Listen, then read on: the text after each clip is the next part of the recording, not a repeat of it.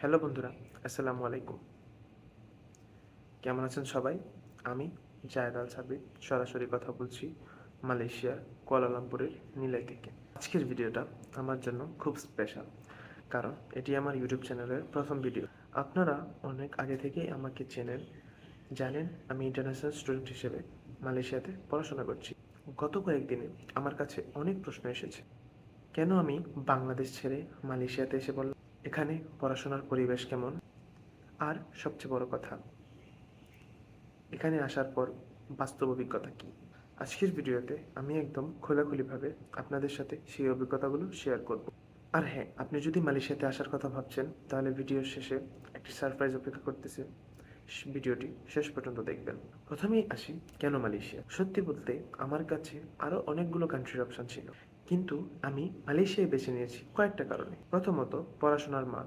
এখানে অনেকগুলো world ranking university আছে, যেগুলো ইউকে এবং অস্ট্রেলিয়ার সাথে যুক্ত। দ্বিতীয়ত, খরচ। ইউরোপ বা আমেরিকার তুলনায় এখানে খরচ খুবই কম, যদি বলতে যাই ঢাকার মতো।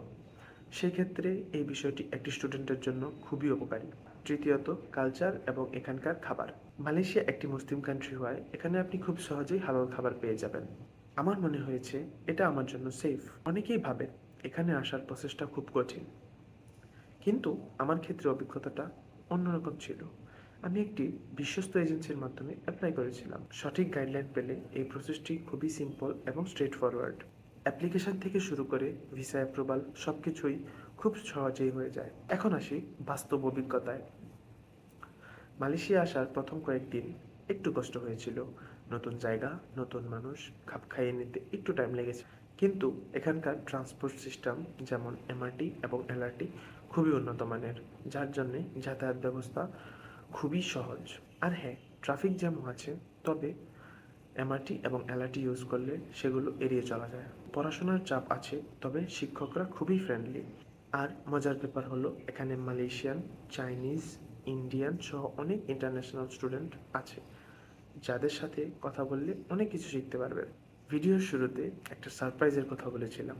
যেহেতু আমি একজন স্টুডেন্ট এবং আমি নিজেই সম্পূর্ণ প্রচেষ্টা করে এসেছি, আমি আপনাদেরকে সাহায্য করতে চাই। আপনারা যারা বাংলাদেশ থেকে মালয়েশিয়াতে আসতে চাচ্ছেন, ডিসক্রিপশানে আমার হোয়াটসঅ্যাপ নাম্বার সহ সকল সোশ্যাল মিডিয়ার লিঙ্ক দেওয়া থাকবে, সেখান থেকে আপনারা আমাকে টেক্সট করতে পারেন। তাহলে এই ছিল আজকের ভিডিও। আশা করি এই ছোট্ট অভিজ্ঞতা আপনাদের মালয়েশিয়া আসার সিদ্ধান্ত নিতে সাহায্য করবে। ভিডিওটি ভালো লাগলে লাইক দেবেন, আর এমন আরও ইনফরমেটিভ ভিডিও পেতে চ্যানেলটি সাবস্ক্রাইব করে রাখবেন।